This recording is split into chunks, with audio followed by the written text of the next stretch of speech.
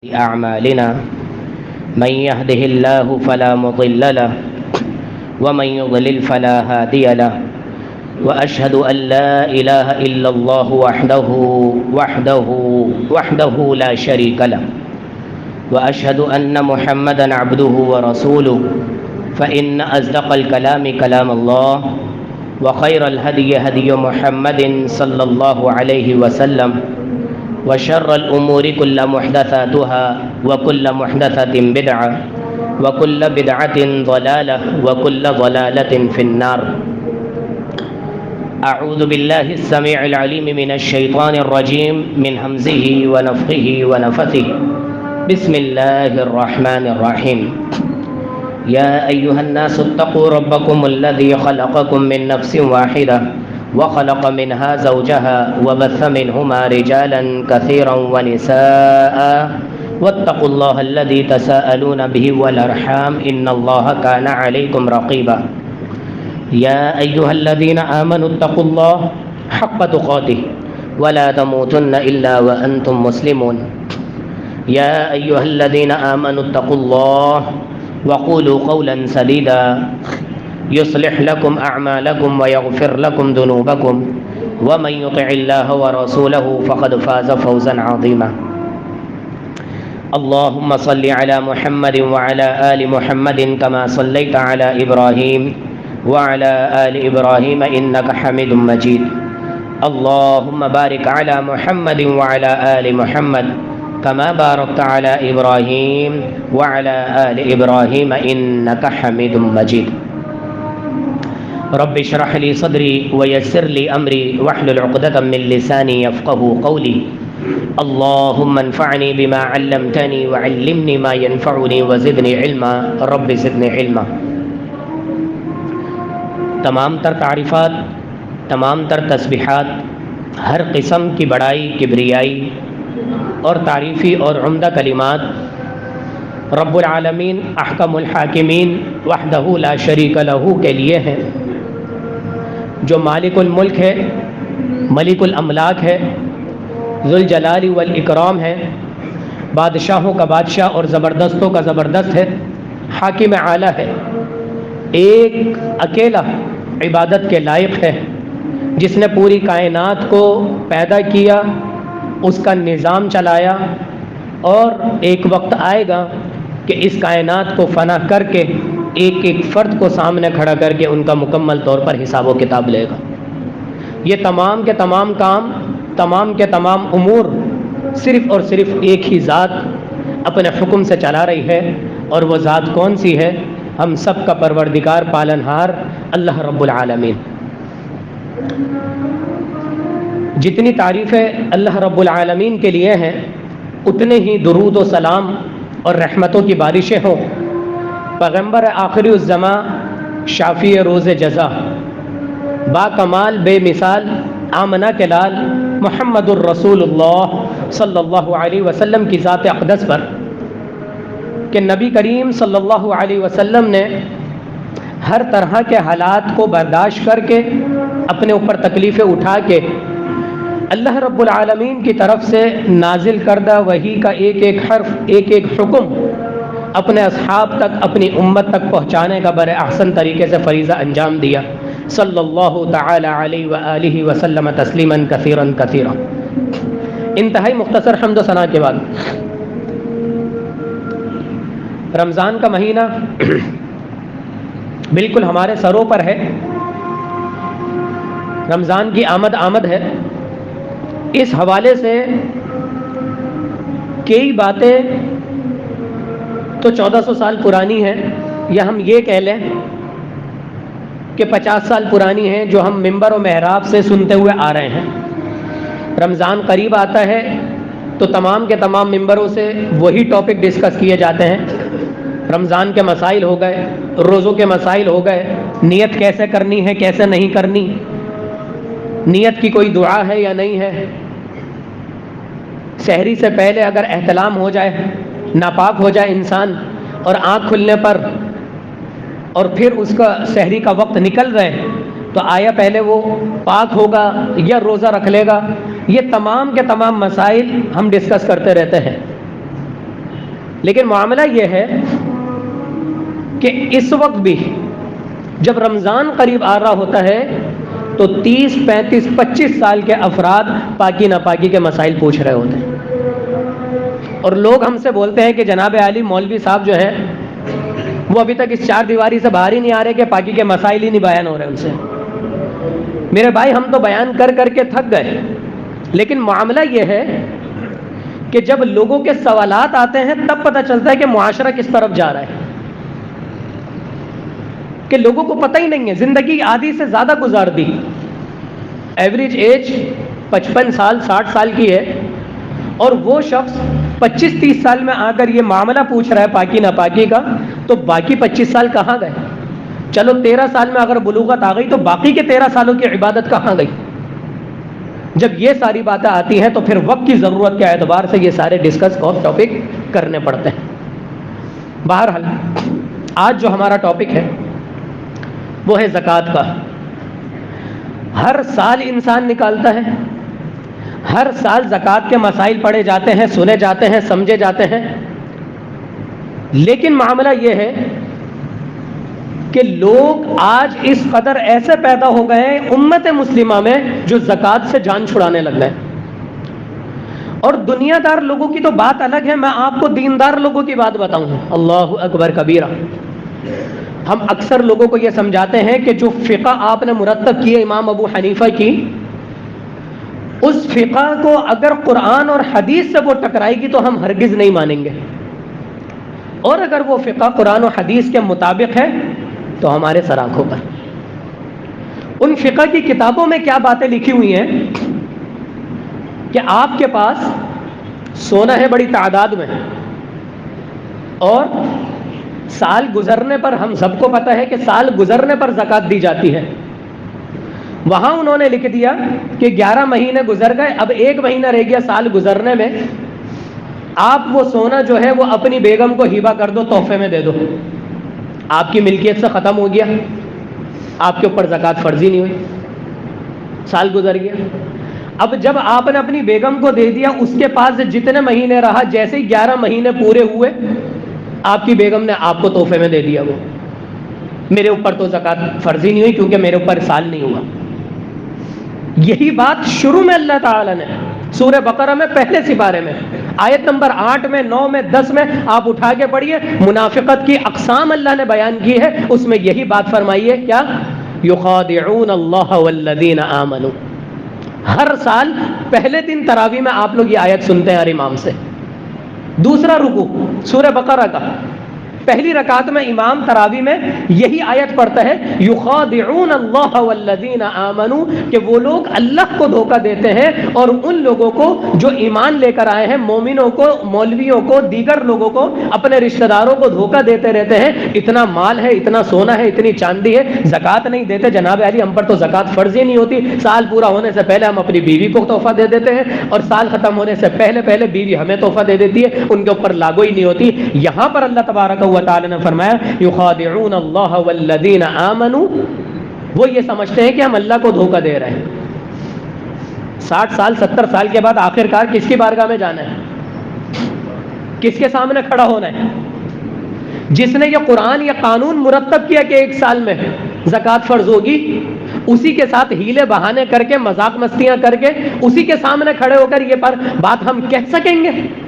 آج ہم یہ سوچ رہے ہیں کہ ہم یہ کہہ سکیں گے، لیکن اللہ تبارک و تعالی نے نبی کریم صلی اللہ علیہ وسلم کے ذریعے جو قرآن بھیجا تھا اس کی شروع کی آیتوں میں یہی فرما دیا کہ یخادعون اللہ والذین آمنوا، وہ یہ سوچتے ہیں کہ ہم اللہ تعالیٰ کو دھوکہ دیتے ہیں، ایمان والوں کو دیکھے دیکھیں، وما یخدعون الا انفسهم، صرف اور صرف اپنے آپ کو دھوکہ دے رہے ہیں وہ لوگ، کسی کو کوئی دھوکہ نہیں دے رہے۔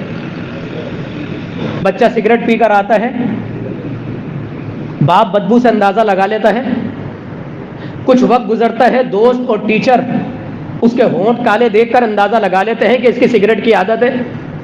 اب وہ لاکھ منع کرتا رہے اپنے والدین کو، اپنے رشتہ داروں کو جہاں سے رشتہ آیا ہے، سسرالیوں کو، لیکن ہم سب جانتے ہیں کہ یہ کیا حرکتیں کر رہے ہیں۔ اس کا بات کرنے کا انداز بتا رہے ہیں، اس کے منہ کی بدبو بتا رہی ہے، اس کی جیب میں رکھی ہوئی چھالیاں بتا رہی ہے، اور وہ یہ سمجھ رہا ہے کہ میں نے ان کو دھوکہ دے دیا، ٹوپی پہنا دینا ہی. وما یخدعون الا انفسهم، وہ صرف اور صرف اپنے آپ کو دھوکوں میں رکھا ہوا ہے. وما یشعرون، اسے پتہ بھی نہیں ہے، وہ یہ سمجھ بھی نہیں رہا کہ سامنے والے کے ذہن میں میرے لیے کیا تصور بیٹھ رہا ہے. وہ اپنا آرام سے روزانہ باہر جا رہا ہے، روزانہ اپنی حرکتیں کر رہے ہیں، لیکن جب وہ وقت آتا ہے اور پھر برائی آتی ہے اور کسی معاملے میں پھنستا ہے تو پھر 10 لوگوں کے سامنے جو شرمندگی اٹھانی پڑتی ہے، پھر انسان کے پاس کوئی چارہ نہیں رہتا. یہی وہ قیامت کے دن کی شرمندگی ہوگی کہ انسان سر پیٹے گا، یہ میں نے کر کیا دیا؟ میں نے تو سوچا تھا کہ میں بچ کر نکل گیا، لیکن سوائے اپنے آپ کو دھوکہ دینے کے وہ کسی کو دھوکہ نہیں دے. تو یاد رکھیں، جو لوگ زکوٰۃ سے جی چراتے ہیں، چاہے وہ دیندار ہوں چاہے وہ دنیا دار ہوں، چاہے انہوں نے یہ سوچا ہو کہ اس کتاب میں لکھا ہوا ہے ہم یہ کر لیں گے، نہیں. یاد رکھیں، یہ زندگی گزارنے کے بعد اس کی بارگاہ میں کھڑا ہونا پڑے گا، اور بالکل واحد اکیلے کھڑا ہونا پڑے گا. کوئی دوست نہیں ہوگا، کوئی کام آنے والا نہیں ہوگا. صرف اور صرف سچے سچے اعمال کام آئیں گے، اور وہ اعمال کون سے ہوں گے؟ جو کتاب و سنت کی روشنی میں ہوں گے.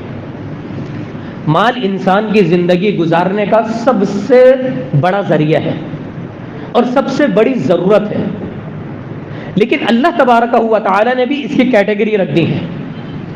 ان کیٹیگری کو سمجھیے گا ذرا. دنیا میں ہم جس چیز سے بھی فائدہ اٹھاتے ہیں اس کی بنیاد آ جاتی ہے مال پر.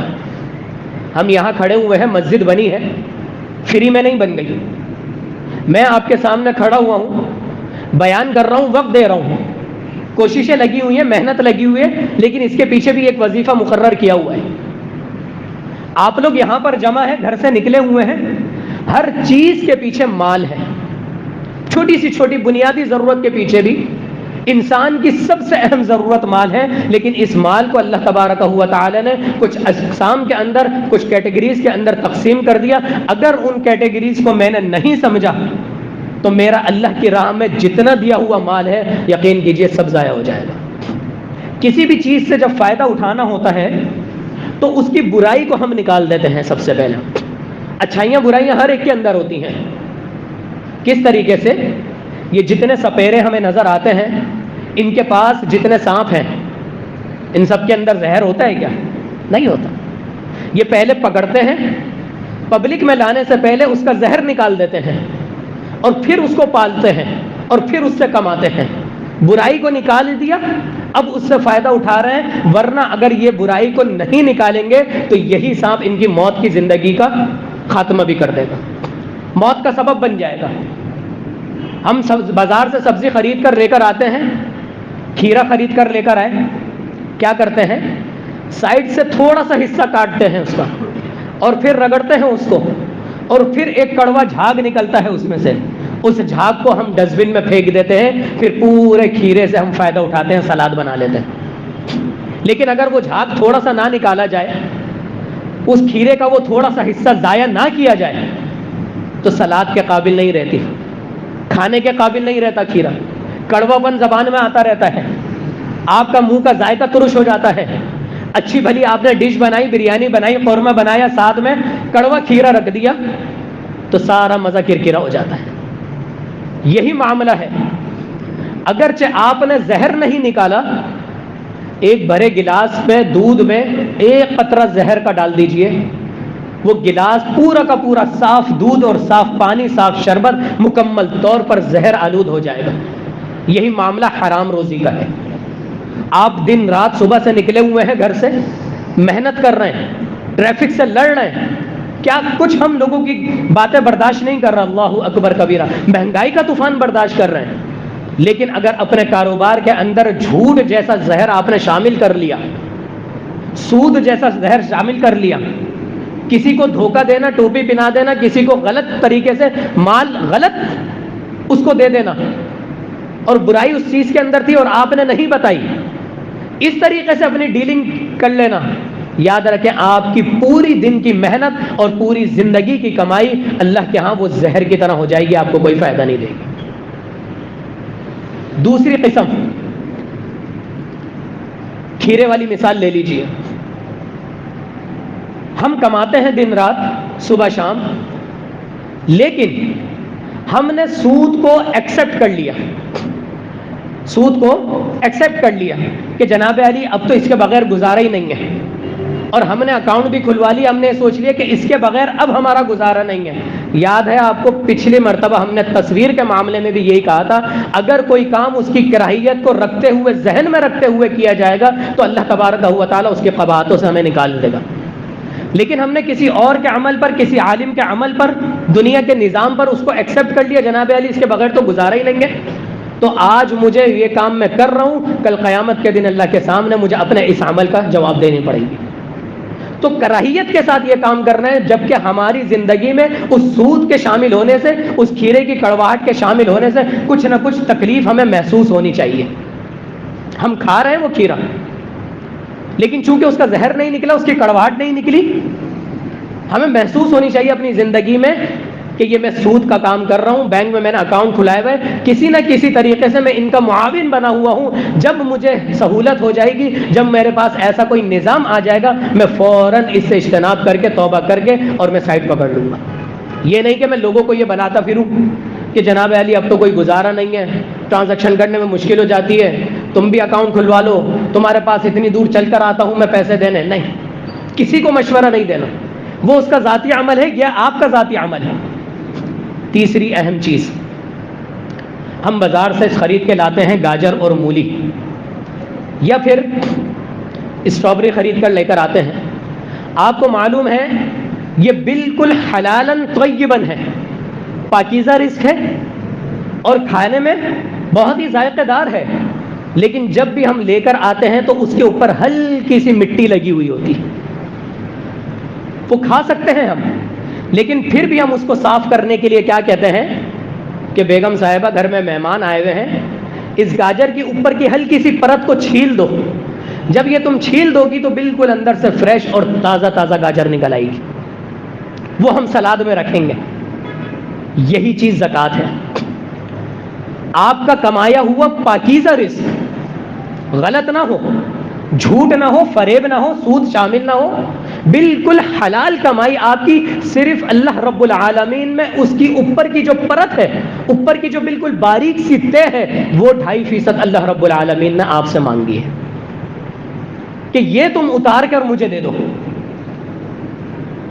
اور باقی 97.5% مزے لے کر کھاؤ، بسم اللہ پڑھ کے کھاؤ، اللہ کا شکر ادا کر کے کھاؤ، اپنے گھر والوں کو کھلاؤ، رشتہ داروں کی دعوت کرو، بچوں کی شادیاں کرو، احسن طریقے سے رہو، بہن بھائیوں کی دعوتیں کرو، خوب حلال رزق کماؤ اور کھاؤ، لیکن یہ جو 2.5% ہے نا، سال گزرنے کے بعد یہ تم مجھے دے دو۔ اب اگر کوئی شخص کہے کہ نہیں، گاجر کی جو اوپر کی پرت ہے، جو اوپر کی تہ ہے، وہ بھی میں ہی کھاؤں گا، تو ہم کہیں گے یہ صرف بیوقوف شخص، لالچی شخص ہے۔ اتنی اس کو صاف ستھری اندر سے میٹھی اور تازہ گاجر مل رہی ہے اس کو، اور یہ صرف اوپر کے چھلکے کی طرف پڑا ہوا ہے۔ کیا معاملہ ہے؟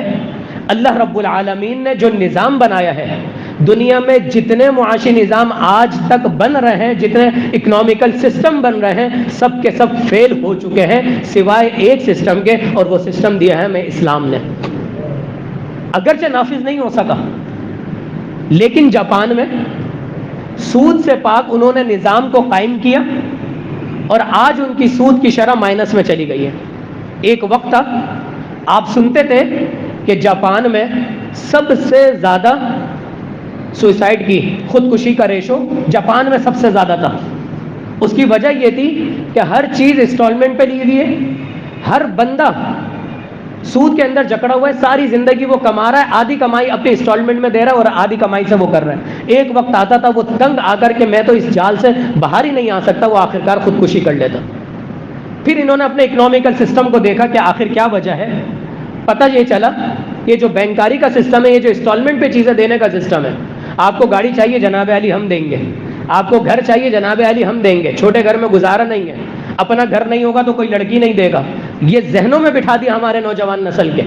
وہ بیچارہ لگا ہوا ہے، بائک چلا لی 10 سال ہو گئے، اب 11ویں سال میں اس کو لازمی گاڑی چاہیے، یا 2 بچے ہونے کے بعد لازمی گاڑی چاہیے، آمدنی اتنی نہیں ہے، بینک کے پاس چلا گیا، بینک نے انسٹالمنٹ پہ دے دی۔ اب وہ 4 سال تک 5 سال تک اس کی انسٹالمنٹ بھر رہا ہے، وہ ساری کمائی کہاں جا رہی ہے؟ وہ ساری انسٹالمنٹ پہ آپ کو سود کو کیلکولیشن کر کے آپ کو پھر اس میں دے رہے ہیں۔ یہی معاملہ ایک وقت جاپان میں تھا، انہوں نے دیکھا، غور کیا، سسٹم کو سمجھا، کلمہ نہیں پڑھا انہوں نے، یاد رکھیے گا، کلمہ نہیں پڑھا انہوں نے، نمازیں نہیں پڑھی انہوں نے، قرآن کا ترجمہ نہیں پڑھا انہوں نے۔ حضرت عمر رضی اللہ تعالیٰ عنہ کا جو سسٹم تھا حکومت چلانے کا، اس کو انہوں نے کیا، اور آج بھی یورپ میں لا آف عمر کے نام سے حضرت عمر رضی اللہ تعالیٰ عنہ کا پورا سسٹم موجود ہے۔ ہماری بدبختی اور بدقسمتی یہ ہے کہ اسلام کا نام پر جو ملک بنا ہے وہاں پر اسلام کا نظام قائم نہیں ہے۔ تو سب سے بہترین نظام جو دیا وہ اسلام نے دیا، اور وہ کیا دیا کہ سال گزرنے کے بعد جو مالدار افراد ہیں وہ اپنا 2.5% ہمیں دیں گے، اور پھر ہم اپنے وہی 2.5% کو جمع کر کے غربا مساکین میں دیں گے۔ سوال یہ پیدا ہوتا ہے کہ 2.5% کس غریب کا بھلا ہوتا ہے؟ میرے بھائی، میرے عزیز، میرے محترم، وہ 2.5% کا جو مستحق ہے وہ باسی روٹی کھا کر، باسی دال کھا کر، دال چٹنی کھا کر بھی اللہ کا شکر ادا کرتا ہے، اور یہی شکر ادا کرتا ہے زکوٰۃ ادا کرنے والا۔ لیکن ہمارے معاشرے میں یہ ہے کہ 50% لوگ زکوٰۃ ادا کرتے نہیں ہیں، جو وہ 100% کھاتے ہیں، جس کی وجہ سے ان کا جو 97.5% جو اللہ تعالیٰ نے ان کے لیے حلال کر دیا ہے، لیکن وہ 2.5% اس کے اندر زہر ملا کر اس کو اپنے لیے حرام کر کے کھاتے ہیں، اور پھر ہوٹلوں میں جا کر روسٹ اور گروسٹ کھانے کے بعد بھی کہتے ہیں کہ آج کھانے میں مزہ نہیں آیا۔ انا للہ و انا الیہ راجعون۔ پوچھیں اس شخص سے جس کے گھر میں 3 دن سے ہانڈی نہیں بنی، جس کے گھر میں راشن نہیں ہے، اس شخص سے پوچھیں، اور اس کا گھر بھی بھرا ہوا ہے، بینک اکاؤنٹ بھی بھرا ہوا ہے، دوستوں کے ساتھ ہوٹل میں کھانا کھانے کے بعد بھی اس کو شکر کرنے کی توفیق نہیں ہے، بلکہ کھانے میں نقص نکال کر بولتا ہے کہ آج کھانے میں مزہ نہیں آیا، ہزاروں روپے بل دینے کے بعد بھی۔ اسی لیے اللہ رب العالمین نے یہ بات فرمائی، لَإِن شَكَرْتُمْ لَأَزِيدَنَّكُمْ۔ اٹھائیے سورہ ابراہیم 13واں سپارہ ہے، صرف اس ایک آیت کا ترجمہ پڑھ لیجئے اور تفسیر پڑھ لیجئے۔ لَإِن شَكَرْتُمْ، اگر تم شکر ادا کرو گے، لَأَزِيدَنَّكُمْ، میں تمہیں بڑا چڑھا کر دوں گا۔ وَلَئِن كَفَرْتُمْ، اللہ اکبر، یہ نہیں کہا کہ اگر ناشکری کرو گے، کہا کہ اگر کفر کرو گے۔ ناشکری پیرالل ہے بالکل کفر کے۔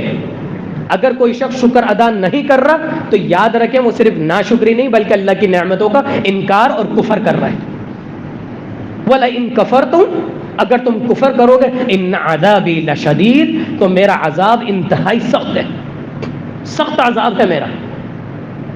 کیا یہ حکمرانوں کی صورت میں ہمارے اوپر عذاب نہیں ہے؟ بالکل عذاب ہے۔ سود کی صورت میں ہمارے اوپر عذاب نہیں ہے؟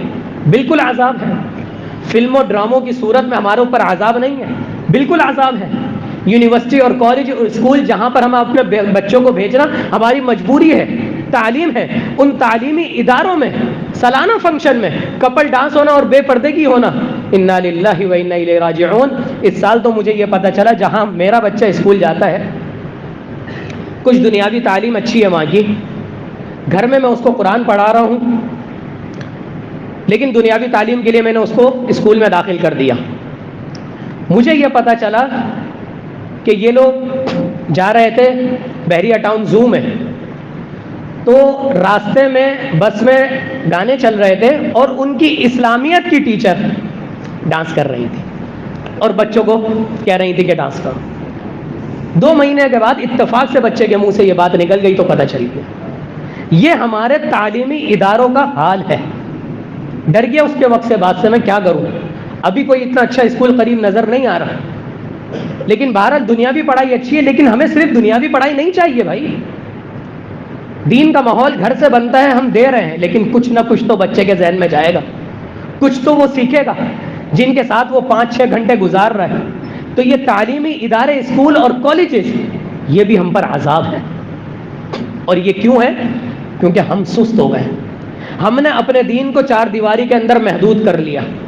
آ جائیں گے، جمعہ پڑھ لیں گے، پھر چلے جائیں گے، بس قرآن کو نہ کھول کر پڑھنا ہے، نہ دنیا کے سسٹم کو پڑھنا ہے، اور نہ سسٹم کو بدلنے کے لیے کوئی جد و جہد کرنی ہے۔ یاد رکھیں، اگر ہم سوتے رہ گئے نا تو ایک وقت تو سونا ہی ہے 60-70 سال کے بعد، یہ بھی ایوریج ایج ہے، ورنہ کل کا نہیں پتا کچھ، سونا ہی ہے پھر. اور پھر جب آنکھ کھلے گی اس سونے کے بعد قبر میں، اور قبر کے بعد حشر میں، اللہ اکبر کبیرہ. جس کے ذہن میں جنت اور جہنم کا کانسیپٹ بالکل کلیئر ہے، بالکل واضح ہے، یقین مانے اسے 1 منٹ بھی چین کی نیند نہیں آ سکتی. وہ صرف اس لیے سوئے گا کہ فجر میں فریش اٹھ جاؤں. وہ لاپرواہی والی نیند نہیں سوئے گا، وہ جسم کو آرام دینے کے لیے نہیں سوئے گا، صرف اس لیے سوئے گا کہ میرا ذہن فریش ہو جائے اور فجر میں میری آنکھ کھل جائے، فجر مجھ سے ٹائم پہ پڑی جائے، فجر میں مجھے سستی نہ آئے، فجر میں نیند کا غلبہ نہ آئے. وہ صرف اس لیے نیند پوری کرے گا، اور یہ کرنی ہوگی ہم سب کو. تو بات ہو رہی تھی زکوٰۃ کی میرے بھائی، میرے عزیز، میرے محترم. جن لوگوں نے زکوٰۃ سے جی چرایا ہے، اللہ رب العالمین نے ان کے اوپر عذاب نازل کیا ہے، دنیا میں بھی اور آخرت میں بھی. اور انسان زکوٰۃ سے جی کیوں چراتا ہے؟ صرف 2.5% نکالنا ہے، صرف 2.5% نکالنا ہے، باقی 97.5% آپ کا اپنا ہے. ایک سورت جو اکثر میں عشاء کی نماز میں یہاں پر تلاوت کرتا ہوں، اور آپ بھی اکثر اپنے ائمہ سے مغرب عشاء کی نماز میں سنتے ہوں گے، وہ سورت کون سی ہے؟ عمہ سپارے کی سورت ہے. آخر سے دیکھیں گے تو 11ویں نمبر پہ وہ سورت آتی ہے، اور شروع سے دیکھیں گے تو 104 نمبر پر وہ سورت ہے عمہ سپارے کی. اور کون سی سورت ہے؟ سورۃ الہمزہ. بسم اللہ الرحمن الرحیم. وَيْلٌ لِكُلِّ ہُمَزَةٍ لُمَزَةٍ. ہر شخص کو رٹی ہوئی ہے، اور حافظوں کی تو کیا بات ہی، رٹی ہوئی ہے بالکل. لیکن آج ترجمہ اٹھا کر پڑھنا ہے اپنے. ترجمہ میں بتا دوں گا، تفسیر آپ لوگ پڑھیے گا. وَيْلٌ لِكُلِّ ہُمَزَةٍ لُمَزَةٍ. جہنم ہے، ہلاکت ہے، جہنم کا گڑھا ہے ایسے لوگوں کے لیے جو چغل خوریاں کرتے ہیں، ایک دوسرے کے عیب نکالتے ہیں. مارکیٹ میں ہے جناب علی، 50 سال ہوگا ان کو مارکیٹ میں، لیکن کام کیا ہے؟ عزت اپنی جگہ، پیسہ اپنی جگہ. وہاں کھڑے ہو گئے اس سے باتیں کر لی، یہاں کھڑے ہو گئے اس سے باتیں کر لی، اس کی بات اس سے کر دی، اس کی بات اس سے کر دی. یہ چیز غلط ہے. آپ مارکیٹ کے پرانے شخص ہیں، لوگ آپ کی عزت کرتے ہیں، آپ پر اعتماد کرتے ہیں، آپ کو اپنے دل کی بات بتاتے ہیں، آپ کو اپنے کاروباری حالات بتاتے ہیں. اس کا مطلب یہ نہیں ہے کہ آپ کسی کے راز کی باتیں کسی اور کو جا کر بتائیں. وَيْلٌ لِكُلِّ ہُمَزَةٍ لُمَزَةٍ. جہنم کی ہلاکت ہے ایسے لوگوں کے لیے جو عیب جوئیاں کرتے ہیں، ادھر کی بات ادھر کرتے ہیں. اور پھر آگے کیا فرمایا؟ الذی جمع مالا وعددہ. الذی، یہ وہ شخص ہے، جمع، جو جمع کرتا ہے، مالا، مال کو، وعددہ، اور گن گن کے رکھتا ہے. گلے میں ایک دفعہ ہاتھ ڈال لیا، گن لیے، پھر دوبارہ گن رہا ہے، ہاتھ ہی نہیں رک رہا ہے، ہاتھ ہی نہیں تھک رہا ہے. بھائی گن گننے سے پیسہ ڈبل نہیں ہو جائے گا، لیکن عادت ہوتی ہے کچھ لوگوں کی، جیب میں بار بار پیسے ہیں، بار بار نکال کے اس کو دوبارہ سیٹ کریں گے. تصویروں کے سائڈ ایک جگہ ہو جائیں، باقی سائڈ ایک جگہ ہو جائیں، پھر ربڑ کھول لیا، پھر گڈی گن لی، پھر. یہ ہم نے خود دیکھا ہے، میں ایسے ہی بات نہیں کر رہا آپ سے، میں بھی مارکیٹ سے وابستہ ہوں. یہ جو عادت ہوتی ہے لوگوں کے اندر، یہ غلط ہے. الذی جمع مالا وعددہ. گن گن کے رکھنا، ایک ایک چیز کو گننا. بیگم کو خرچہ دے دیا، اس کو دے دو، ایک ایک روپے کا باریکی سے حساب نہ لو. اگر آپ کو پتہ ہے کہ وہ اسراف کرنے والی ہے، تب تو آپ اس کے اوپر ڈنڈا کر دیں، تھوڑا سا، تھوڑی سی سختی کر دیں. لیکن آپ کو پتہ ہے وہ کفایت شعاری سے چلتی ہے، جہاں پر خرچ کرنا ہوتا ہے بھرپور خرچ کرتی ہے، جہاں پر روکنا ہوتا ہے وہاں روک دیتی ہے. تو پھر یہ ضروری نہیں ہے کہ ایک ایک روپے کا اس سے حساب لیا جائے. مہینہ کا خرچہ باندھ دیا، باندھ دیں اور پھر دے دیں. اس کا بھی کبھی دل چاہ سکتا ہے کچھ کھانے کو، اس کے گھر والے آ سکتے ہیں، رشتہ دار آپ کے بھی آ سکتے ہیں، اس کی طرف کے بھی آ سکتے ہیں، اس کو آزادی دے دیجیے، ایک ایک روپے کا حساب نہ لیں. الذی جمع مالا وعددہ. یہ انسان کیوں کرتا ہے؟ یحسب ان، وہ یہ گمان کرتا ہے، وہ یہ سمجھتا ہے، ان مالہ، کہ اس کا مال، اخلدہ، اسے ہمیشہ رکھے گا. ایسا نہیں ہے. اور ایسے دنیا میں لوگ ہیں جنہوں نے یہ سوچا کہ ہمارا مال ہمیں زندہ رکھے گا. مائیکل جیکسن کا کس نے نام نہیں سنا؟ ہر شخص نے نام سنا ہوا ہے، چاہے وہ دیندار ہو چاہے وہ دنیا دار ہو. کتنا پیسہ تھا اس کے پاس، اس پیسے کے بلبوتے پر اس نے یہ کلیم کیا تھا کہ میں 150 سال زندہ رہوں گا. اس نے کہا تھا کہ میں 150 سال زندہ رہوں گا. اور ایسا نہیں ہے کہ صرف اس نے کلیم کیا تھا، اس نے بات کہی تھی، اس نے کوششیں کی اس کے لیے. کم سے کم 10 سے 12 ڈاکٹرز تھے اس کے پاس ہر وقت، جو اس کی ایک ایک چیز کا جائزہ لیتے تھے، اس کے کھانے کو ٹیسٹ کرتے تھے پہلے کہ کوئی جراثیم تو نہیں آ گیا، کوئی مضر صحت کوئی چیز تو نہیں آ گئی. ان ڈاکٹروں کی فیس دینا، انہیں پالنا، یہ بہت دور کی بات ہے. اپنے جسم کے ہر عضو کے لیے اس نے لوگوں کو مختص کیا ہوا تھا، خریدا ہوا تھا کہ اگر میرا گردہ خراب ہو گیا تو تم مجھے گردہ دو گے، اگر میرا دل خراب ہو گیا تو تم مجھے دل ڈونیٹ کرو گے، اگر میری آنکھیں خراب ہو گئیں تو تم مجھے آنکھیں دو گے. ایک ایک عضو کے لیے، جسم کے ایک ایک حصے کے لیے اس نے لوگوں کو خریدا ہوا تھا، ان کو تنخواہیں دیتا تھا، ان کو پالتا تھا. کتنا پیسہ تھا کہ میں مرنا نہیں چاہتا، میں کم سے کم 150 سال زندہ رہنا چاہتا ہوں. اس نے اپنی زندگی میں کتنا پیسہ خرچ کر دیا، 60 سال بلکہ 55 سال بھی زندہ نہیں رہ سکا. وہ بلا لیا اللہ نے اس کو. کیوں؟ کیونکہ جب بچہ ماں کے پیٹ میں ہوتا ہے نا، جب 4 مہینے کا ہوتا ہے، تب اللہ رب العالمین اس کا رزق اور اس کی عمر وہیں پر لکھ دیتا ہے.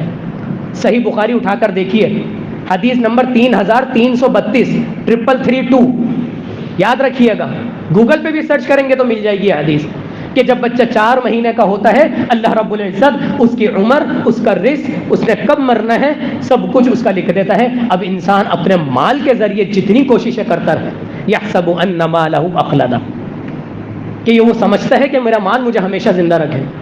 کلا، جو انسان سوچ رہا ہے اللہ نے اس کا جواب دے دیا، کلا لینبذن فی الحطمہ. کلا، ہرگز نہیں، ہرگز ایسا نہیں ہو سکتا. لینبذن، البتہ وہ ضرور دھکیلا جائے گا، پھینکا جائے گا. کس چیز میں؟ الحطمہ، توڑ پھوڑ دینے والی جگہ پر.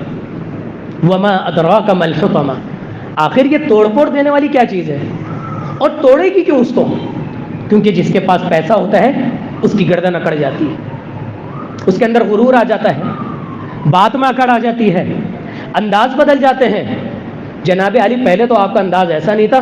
2 سال پہلے ماشاءاللہ تازہ تازہ مال آیا ان کے پاس، راتوں رات جو ہے وہ کچھ کاروبار چل گیا. اب تو ان کے ٹور ہی نہیں ملتے، انداز ہی نہیں ملتے. شادیاں بیاں دیکھ لو، پہلے کچھ تھیں اب کچھ ہے. ہمیں منہ ہی نہیں لگاتے، ہم گھر پہ جاتے ہیں تو کھانا بڑا لمبا لگا دیتے ہیں، وقت نہیں دیتے. کیوں؟ غرور آ گیا، یہ اکڑ آ گئی ہے. وما ادراک ما الحطمہ، تمہیں کیا پتہ یہ توڑ پھوڑ دینے والی کیا چیز ہے؟ نار اللہ الموقدہ، اللہ تعالیٰ کی آگ ہے. میری اور آپ کی آگ نہیں ہے جس پہ کھانا گرم ہوتا ہے، اللہ تعالیٰ کی آگ ہے وہ. اکڑ کو ختم کرنا ہوگا ہمیں. صرف ایک زکوٰۃ دینے سے، 2.5% دینے سے اللہ راضی ہو جاتا ہے، اور صرف یہ 2.5% روکنے سے اللہ ناراض ہو جاتا ہے. صرف یہ 2.5%. اللہ تعالیٰ سے دعا ہے کہ اللہ تعالیٰ ہم سب کو فرائض ادا کرنے کی توفیق عطا فرما دے. جس طریقے سے نماز ہے اسی طریقے سے زکوٰۃ ہے، بالکل دونوں کے فرائض کو سمجھنے کی توفیق عطا فرما دے. اللہ تعالیٰ ہمارا دیا ہوا مال اپنی بارگاہ میں قبول و منظور فرما لے. اقول قولی ھذا واستغفر.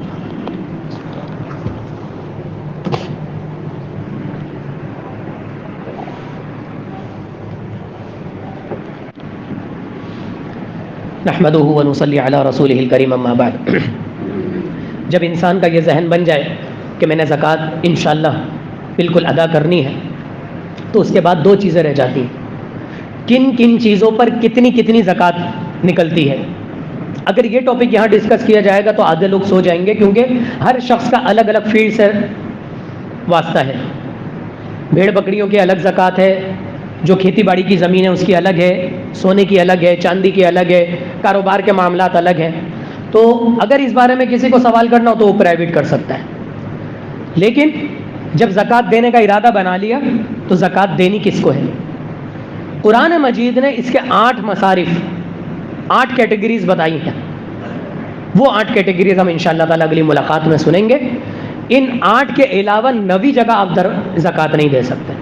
صدقہ دینا ہے، خیرات دینا ہے، کوئی نفلی جگہ دینا ہے، کوئی اور معاملہ ہے، لیکن زکوٰۃ انہی 8 افراد کے گرد گھومتی ہے اور گھومنی چاہیے. اور ہم سب کی ذمہ داری ہے انشاءاللہ اگلی ملاقات میں ہم اس چیز کا جائزہ لیں گے کہ ہم نے زکوٰۃ کس کو دینے میں ترجیح دینی ہے اور کس کو دینی ہے. اللہ تعالیٰ سے دعا ہے کہ اللہ تعالیٰ ہم سب کا یہاں پر جمع ہونا اپنی بارگاہ میں قبول و منظور فرما لے. دعاؤں کی درخواست ہے. ہمارے ایک نمازی ساتھی ہیں، ان کی بھابھی کو برین ہیمریج ہو گیا ہے، تین دن پہلے ان کی طبیعت خراب ہوئی تھی، اور ابھی جو ہے وہ ہاسپٹل میں آئی سی یو میں ہے، ڈائیگنوز ہوا ہے۔ اللہ تعالیٰ سے دعا ہے کہ اللہ تعالیٰ ان کو مکمل طور پہ صحت یابی عطا فرمائے۔ جتنی زندگی اللہ تعالیٰ نے ان کی رکھی ہے بغیر کسی کی محتاجگی کے، اللہ تعالیٰ ان کو زندگی عطا فرمائے، ان کو صحت یابی عطا فرما دے۔ اسی طرح میرے قریبی رشتہ دار ہیں، خاص کر ان کا فون آیا تھا، انہوں نے بھی اپنی کوئی پرابلم ڈسکس کی تھی، اللہ تعالیٰ ان کی جانی، مالی اور ذہنی پریشانیوں کو دور فرما دے۔ اللہ تعالیٰ ہم سب کو صحت یابی عطا فرما دے، ہم سب کو والدین کا فرما بردار بنا دے، ہماری اولادوں کو ہمارا فرما بردار بنا دے، ہم سب کو دینی اور دنیاوی تعلیم سے آراستہ ہونے والا بنا دے، اور ہم سب کو دین کے لیے اللہ تعالیٰ چن لے۔ ہمارا یہاں پر جمع ہونا قبول و منظور فرما لے۔ ربنا تقبل منا انک انت السمیع العلیم وتب علینا انک انت التواب الرحیم۔ سبحان ربک رب العزة عما یصفون، سلام علی المرسلین والحمد للہ رب العالمین۔